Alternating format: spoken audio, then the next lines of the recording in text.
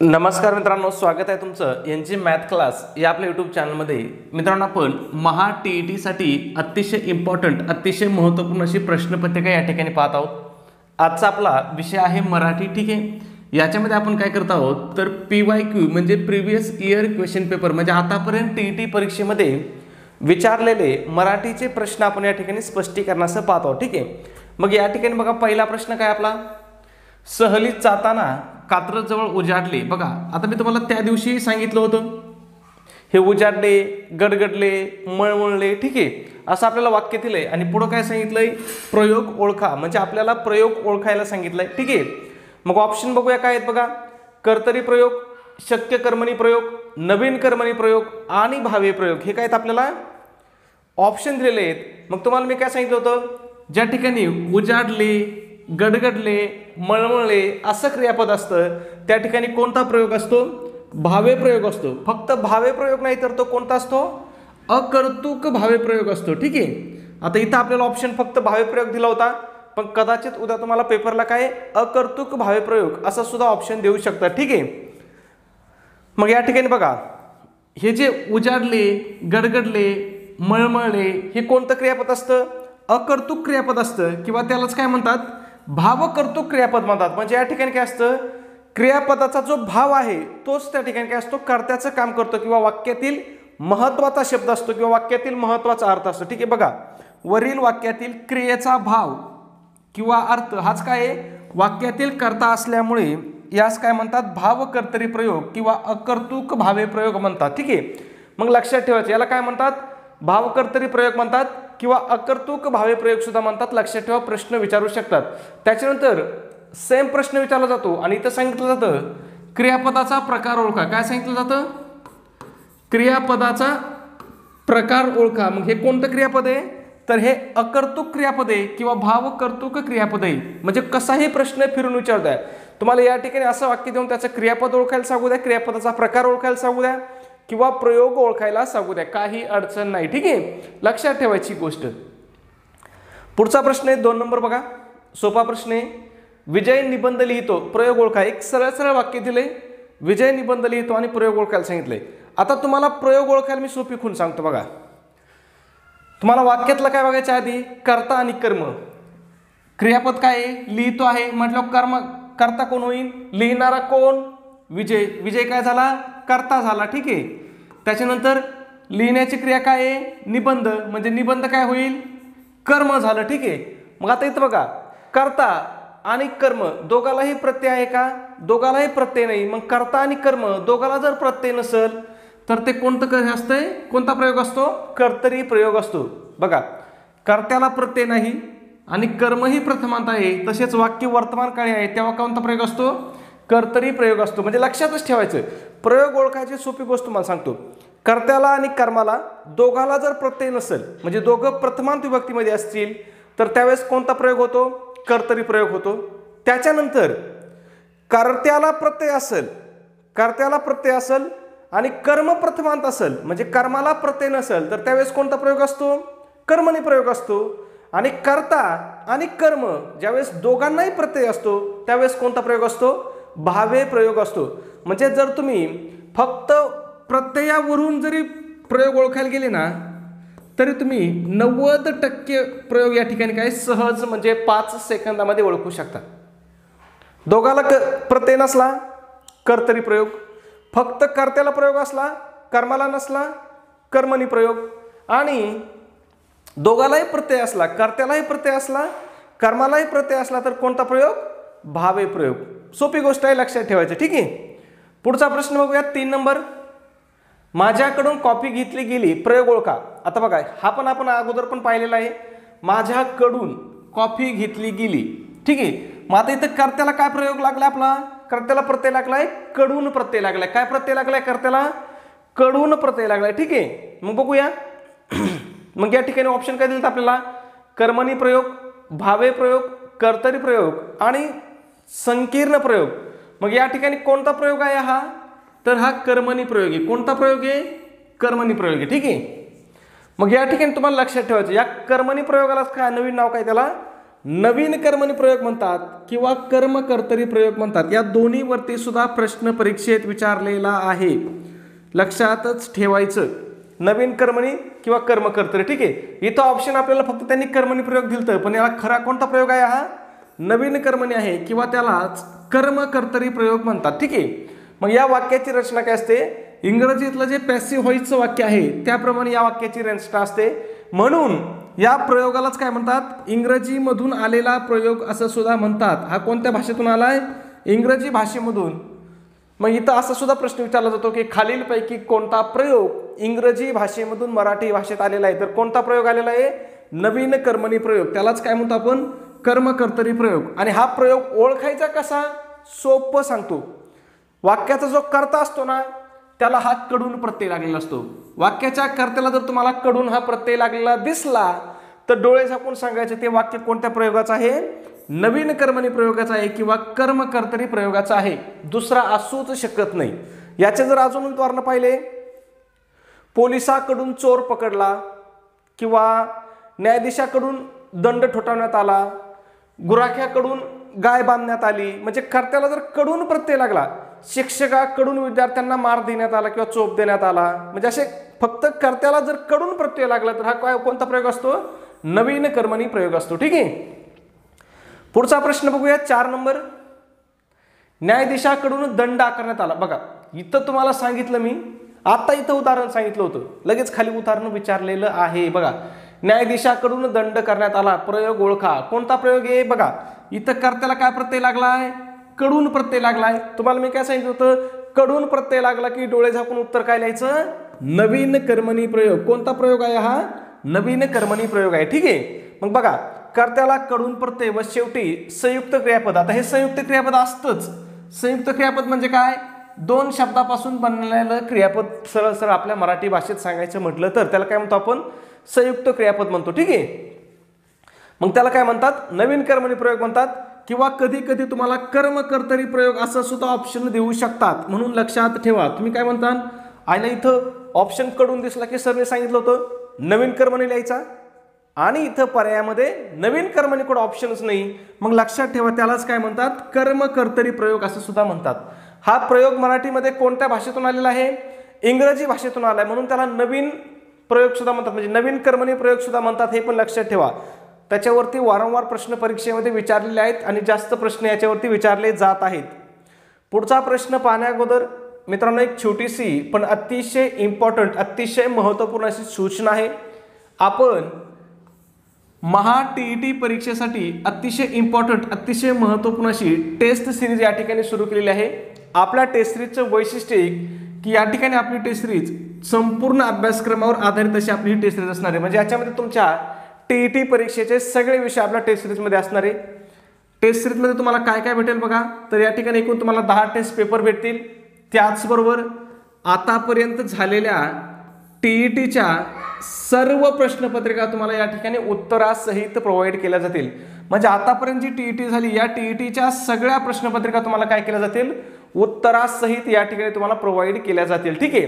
त्याचबरोबर या 10 टेस्ट सिरीजवरतीच तुम्हाला फ्रीमध्येच आपण काय करणार आहोत? अतिशय IMP अशा नोट्स तुम्हाला या ठिकाणी प्रोव्हाइड करणार आहोत। मग यामध्ये कोणकोणते विषय असतील बघा, मराठी असेल, इंग्रजी असेल, गणित बुद्धिमत्ता असेल, त्याचबरोबर इतिहास, भूगोल आणि मानसशास्त्राच्या सुद्धा अतिशय IMP, अतिशय इम्पॉर्टंट अशा नोट्स तुम्हाला या ठिकाणी प्रोव्हाइड केल्या जातील, ठीक आहे।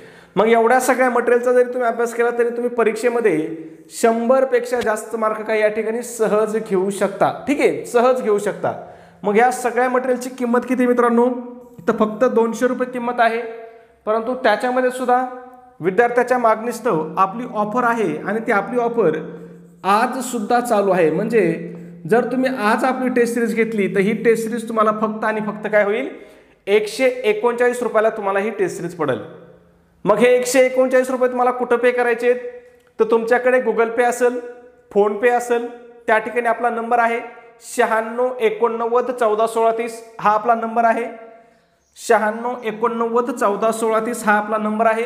या नंबरवरती तुम्हाला काय करायचं? 139 रुपये पे करायचे आणि तुम्ही जे पैसे पाठवले त्याचा एक काय करायचं? एक स्क्रीनशॉट काढायचा आहे आणि तो स्क्रीनशॉट मला काय करायचा आहे, व्हॉट्सॲपला शेअर करायचा आहे, व्हॉट्सॲपला पाठवायचा आहे. व्हॉट्सॲपला सुद्धा आपला हाच नंबर आहे 9689141630. हाच आपला काय आहे, व्हॉट्सॲप नंबर आहे. तुमचा याच्यावरती स्क्रीनशॉट पाठवायचा आहे.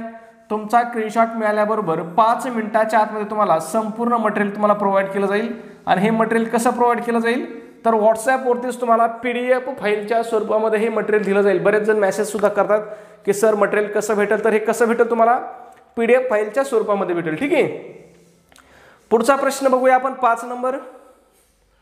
सहकुटुंब या सामासिक शब्दाचा विग्रह कशा प्रकारे होईल. आता इथं काय सांगितलं आपल्याला, इथं आपल्याला एक शब्द दिलाय, सामासिक शब्द कोणता दिलाय, सहकुटुंब. आणि काय विचारलंय, या शब्दाचा विग्रह कशा प्रकारे होईल असं विचारलंय. ठीक आहे. मग बघूया.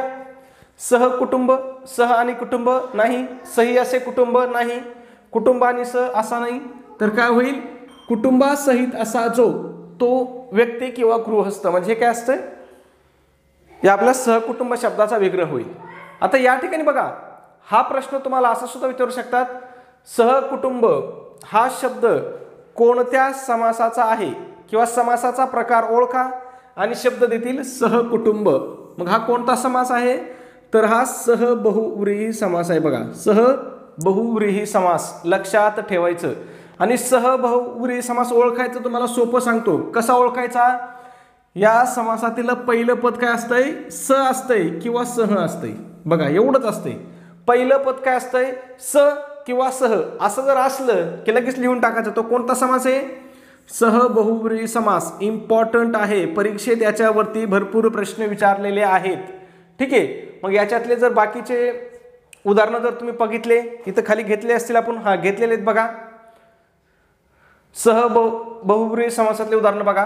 सहकुटुंब, ज्याचा आपल्याला प्रश्न होता बघा, सहपरिवार, सहधर्मचारिणी.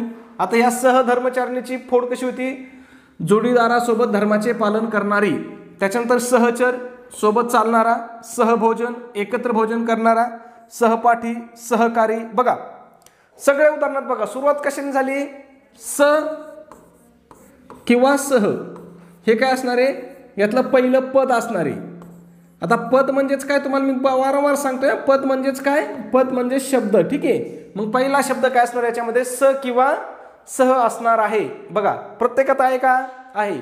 मग जर असलं तर कोणता समास आहे, हा सहबहुव्रीही समास आहे. चुकल का परीक्षेत त्याच्यावरती प्रश्न, शक्यताच नाही. कसा चुकल, तुम्हाला एवढं क्लिअर सांगितलंय मी. स किंवा सह दिसलं पहिलं पद की लगे लिहून टाकायचं, सहबहुव्रीही समास. जास्त डोकंच चालायचं नाही. ठीक आहे. सहप्रवासी एकच येते. ठीक आहे. पुढचं बघा, 6 नंबर. खालीलपैकी कोणता शब्द द्विगु समासाचे उदाहरण आहे. बघा, या द्विगु समासावरती सुद्धा आपल्याला वारंवार परीक्षेत प्रश्न विचारला जातो. त्या दिवशी आपण याचा प्रश्न घेतला होता, मी तुम्हाला सांगितलं होतं द्विगु समासाचं पहिलं पद काय असतंय, संख्या विशेषण असतंय. बघा, द्विगु समासातील पहिलं पद काय असतंय, संख्या विशेषण असतंय. ठीक आहे. मग बघा, उदाहरणामध्ये संख्या विशेषण असणार. बघा बरं, पहिलं पद, इथं काय पहिलं पद, महा आहे. महा कोणती संख्या आहे का, नाही. बाल आहे, बाल कोणती संख्या आहे का, नाही. गज आहे किंवा गज आहे, गज आहे का, गज नाही. नव, नव आहे का, नव म्हणजे किती, 9. मग कोणतं असणार आहे द्विगु समासाचं उदाहरण, तर नवरात्र असणार आहे. कोणतं असणार आहे, नवरत्न असणार आहे. कारण नव काय, हे संख्या विशेषण आहे. मग या द्विगु समासालाच अजून एक नाव आहे, त्याला काय म्हणतात, संख्या पूर्वपद कर्मधारय समास. संख्या पूर्वपद कर्मधारय समास सुद्धा म्हणतात किंवा त्यालाच द्विगु समास सुद्धा म्हणतात. याचे जर अजून बाकीचे उदाहरणं पाहिले या द्विगु समासाचे, तर पहा, त्रिलोक. बघा, पहिलं पद संख्या. पंचवटी, पहिलं पद संख्या. सप्तसागर, पहिलं पद संख्या.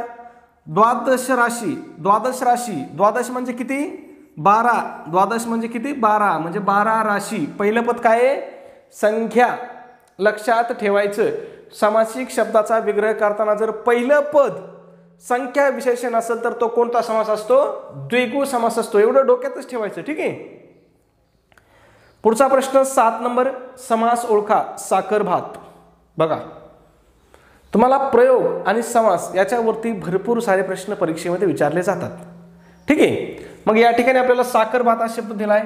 हा शब्द किती वेळेस रिपीट झाला असेल? भरपूर वेळेस प्रत्येक परीक्षेमध्ये विचारला जाणारा प्रश्न आहे. कोणता? साखर भात. मग हा कोणता समास आहे? तर हा मध्यम पद लोपी समास आहे. बघा कोणता? मध्यम पद लोपी समास. मग बघा मध्यम पद लोपी समास कशाला म्हणतात? बघा ज्या सामासिक शब्दाचा विग्रह करताना सामासिक शब्दातील पहिल्या पदाचा दुसऱ्या पदाशी असलेला संबंध दर्शवणारी मधली काही पदे गाळली जातात किंवा लोप पावतात, त्याला काय म्हणतात? मध्यम पदलोपी समास. मधली काही पद काय केली जातात? गाळली जातात. आता पद म्हणजे काय रे? तुम्ही म्हणता नाही पद पद काय ते सारखं. पद म्हणजे काय? शब्द. मग ज्या समासाच्या विग्रहामधले मधले काही पद गाळलेले असतात किंवा मधले काही शब्द गाळलेले असतात त्याला काय म्हणतो आपण? मध्यम पदलोपी समास म्हणतो. मग आता जर या साखर भातचे आपण फोड केले, विग्रह केलात, काय येईल बघा? साखर घालून तयार केलेला भात. बघा साखर घालून तयार केलेला भात त्याला आपण काय म्हणतो? साखर भात म्हणतो. बरोबर की नाही? मग किती शब्द गाळले याच्यातले? बघा इथून पासून इथपर्यंत गाळले की नाही? साखर भात मधले शब्द गाळले की नाही? मग त्यालाच काय म्हणतो आपण? मध्यम पदलोपी समास म्हणतो. ठीक आहे. दुसरं उदाहरण जर बघायचं म्हणलं, बघा पुरणपोळी. पुरण घालून तयार केलेली पोळी त्याला आपण पुरणपोळी म्हणतो. बघा मधले शब्द गाळलेत का नाही हे शब्द? साखर भात घेतला आपण. कांदे पोहे, कांदे घालून केलेले पोहे. घोडेस्वार, घोड्यावर असलेला स्वार. चुलत सासरा. आता या ठिकाणी बघा हा जो मध्यम पदलोपी समास आहे ना, या ठिकाणी तुम्हाला एक ट्रिक सांगतो. या ठिकाणी दोनच गोष्टी जास्त प्रश्न विचारले जातात. एक म्हणजे खाद्यपदार्थ, काय? खाद्यपदार्थ. आणि दुसरा आहे नातेसंबंध. काय? नातेसंबंध. या दोन गोष्टीवरतीच आपल्याला या ठिकाणी काय असतात? जास्त उदाहरणं दिलेली असतात. मग बघा नातेसंबंध, चुलत सासरा, मावस भाऊ, मामे भाऊ, आत्या भाऊ, आत्ते बहीण. मग हे सगळे काय आहेत? मध्यम पदलोपी समासाचे उदाहरण आहेत. आता यांचा विग्रह कसा होईल? चुलत सासराचा बघा नवऱ्याचा चुलत या नात्याने सासरा. बघा किती शब्द गाळले आपण? बघा या नात्याने गाळलं, हे नवऱ्याचा गाळलं. ठीक आहे. म्हणजे काही पद काय झाले या ठिकाणी? लोप झाले. त्याला आपण काय म्हणतो? मध्यम पदलोपी समास म्हणतो. ठीक आहे. पुढचा प्रश्न बघूया, महत्वाचा आहे. 8 नंबर मीठ भाकर. आता बघा मीठ भाकर आणि कांदे पोहे किंवा साखर भात. आपण मागच्या वेळेस काय घेतलं उदाहरण? आपलं मागचं साखर भात होतं. ठीक आहे. साखर भात दोन्हीमध्ये फरक आहे का बघा बरं? मीठ भाकर आणि साखर भात फरक आहे का? 100% फरक आहे. इथं काय आहे? साखर घालून तयार केलेला भात त्याला आपण काय म्हणतो? साखर भात म्हणतो. मग मीठ भाकर मध्ये आपण असं म्हणतो का? मीठ घालून तयार केलेली भाकर म्हणजे मीठ भाकर नाही. मीठ भाकरचा विग्रह करताना आपण काय करतो? भाकर आणि त्याच्यासोबत खायची चटणी बिटणी इतर बाकीचे पदार्थ किंवा तत्सम पदार्थ. ठीक आहे. म्हणजे बघा मीठ भाकरी व तत्सम पदार्थ, मीठ घालून तयार केलेली भाकर असा विग्रह करीत नाहीत, हे लक्षात घ्या.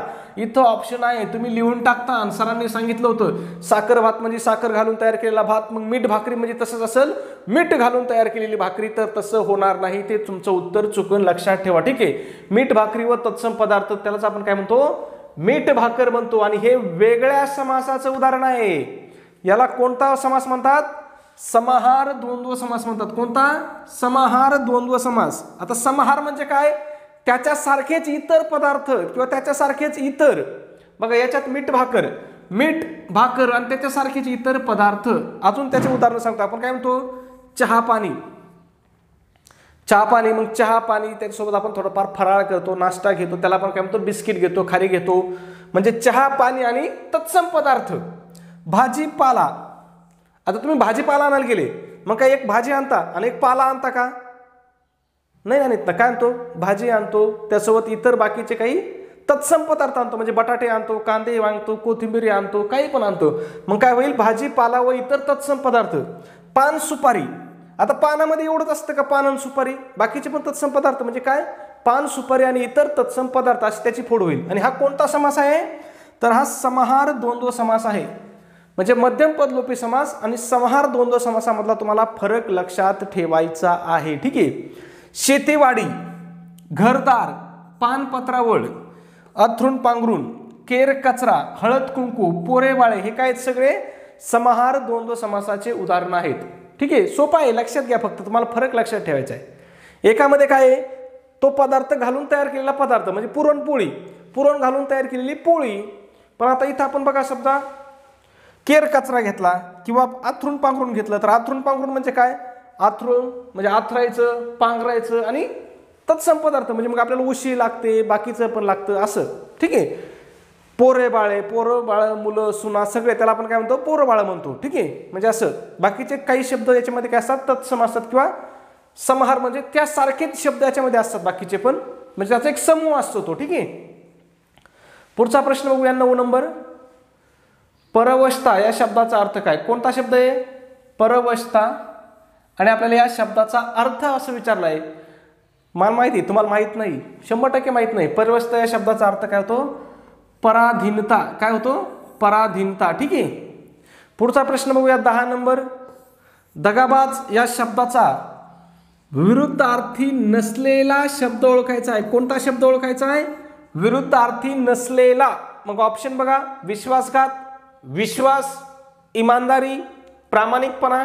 आता या ठिकाणी बघा शब्द काय आपल्याला दगाबाज आहे, या शब्दाचा विरुद्धार्थी शब्द काय होतो, विश्वास होतो, इमानदारी होतो, प्रामाणिकपणा होतो. मग नसलेला शब्द कोणता होईल, विश्वासघात. दगाबाजी म्हणजेच काय, विश्वासघात. म्हणजे हा कोणता शब्द आहे, तर हा समानार्थी शब्द आहे. आपल्याला काय विचारलं होतं, विरुद्धार्थी नसलेला म्हणजेच समानार्थी असलेला. विश्वासघात हे काही आपल्या या ठिकाणी उत्तर येईल. ठीक आहे, प्रश्न वाचताना तुम्हाला बारीक वाचायचे, परीक्षेमध्ये असे प्रश्न तुम्हाला विचारले जातात. कंसातील शब्दाचा वाक्यात योग्य उपयोग करा. समाज आणि शासन या दोघांचा व्यवस्था समान वाटा असायला हवा. इथं आपल्याला एक व्यवस्था हा शब्द दिला आणि याचा काय सांगितलं, आपल्याला योग्य उपयोग करायला सांगितलं या वाक्यामध्ये. मग आपला इथं काय होईल, समाज आणि शासन या दोघांचा डॅश डॅश समान वाटा असायला हवा. व्यवस्थाचा समान वाटा असायला हवा का, नाही. व्यवस्थेला समान वाटा असायला हवा का, नाही. व्यवस्थात समान वाटा असायला हवा का, नाही. व्यवस्थेत, बरोबर आहे. बघा, समाज आणि शासन या दोघांचा व्यवस्थेत समान वाटा असायला हवा. बरोबर, ओके. पुढचा प्रश्न, रंगरेषा व्यंगरेषा या पुस्तकाचे लेखक कोण आहेत. काय विचारले, रंगरेषा व्यंगरेषा या पुस्तकाचे लेखक कोण आहेत असं आपल्याला विचारलंय. मग हे कोणाचं पुस्तक आहे, तर हे मंगेश तेंडुलकरांचं पुस्तक आहे, लक्षात ठेवायचं. ठीक आहे, त्याच्यानंतर बघा आता इथं काय करू शकतात, आपल्याला या बाकीच्यांचे पण विचारू शकतात ना. मग बघा, वाभ बोरकरांची पुस्तकं कोणती आहेत, भाविन आहे, मावळता चंद्र आहे, प्रियदर्शिनी दूधसागर. ठीक आहे, त्याच्यानंतर वपू काळे, पार्टनर, वपूजा ठिकरी. ठीक आहे, रमेश तेंडुलकर, प्राजक्त, मानस लहरी. आता या ठिकाणी बघा, या तिघावरती सुद्धा अजून प्रश्न विचारलेला नाही.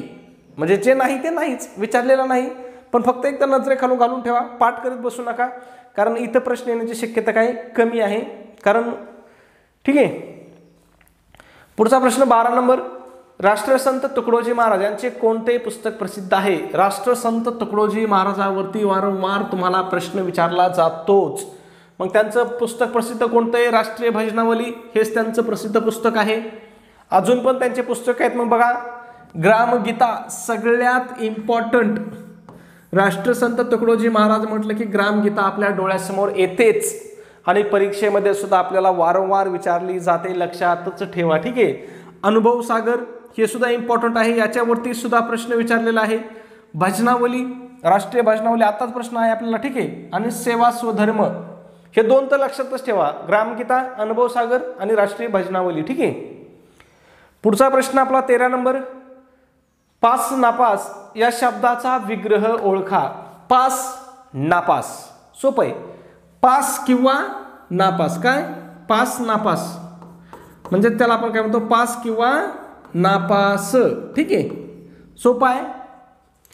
पुढचा शब्द काय 14 नंबर. संहार या शब्दाचा विरुद्धार्थी शब्द ओळखा. इथे एक शब्द दिला आपल्याला संहार आणि या शब्दाचा विरुद्धार्थी शब्द आपल्याला ओळखायला सांगितलाय. मग संहार या शब्दाचा विरुद्धार्थी शब्द काय होईल, तर उत्पत्ती होईल. काय होईल, उत्पत्ती. संहार म्हणजे काय, याचा समानार्थी शब्द काय होईल बघा, समानार्थी शब्द विनाश होईल. क्षय होईल, नाश होईल. आणि विरुद्धार्थी शब्द कोणता होईल? उत्पत्ती होईल. मग लक्षात ठेवा, समानार्थी विचारू किंवा विरुद्धार्थी विचारू काही फरक पडत नाही, फक्त विचारलंय काय हे व्यवस्थित एकदा वाचायचं. पुढीलपैकी मिश्र वाक्य ओळखा. मिश्र वाक्य सांगितलंय तुम्हाला, सोपं असतं मिश्र वाक्य ओळखायला. ठीक आहे, दोन वाक्य एकत्र केले असतात, एक वाक्य काय असतंय? प्रधान असतंय किंवा एक गौण असतंय. ठीक आहे, पण एक गौण वाक्य तर 100% असते. मग बघा, वसंत फुलबाग बहरते, एकच वाक्य केवळ वाक्य आहे. वसंतामुळे फुलबाग बहरली, एकच वाक्य केवळ वाक्य आहे. वसंत आल्याने फुलबाग बहरली, हे सुद्धा कोणतं वाक्य? केवळ वाक्यच आहे. वसंताचे जेव्हा आगमन होते तेव्हा फुलांना बहर येतो, कोणतं वाक्य आहे हे? मिश्र वाक्य आहे. ठीक आहे, पुढचा प्रश्न 16 नंबर. मी शहरातील विविध बँकांमध्ये डॅश डॅश मारला. बँकामध्ये आपण काय मारतो? फेरफटका. कुठे ऑप्शन फेरफटका? इथंच बघा, फेरफटका. ठीक आहे, पुढचा प्रश्न बघूया आपला, प्रश्न क्रमांक 17.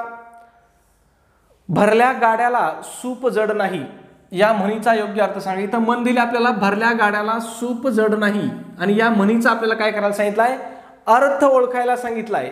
मग भरल्या गाड्याला सूप जड नाही म्हणजे काय? मोठ्या कामात लहान काम सहज होणे, त्याला काय म्हणतो आपण? भरल्या गाड्याला सूप जड नाही.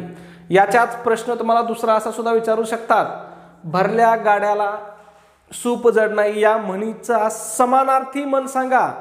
मग याचे समानार्थी मन काय होईल? आपण कालच पाहिली होती बघा,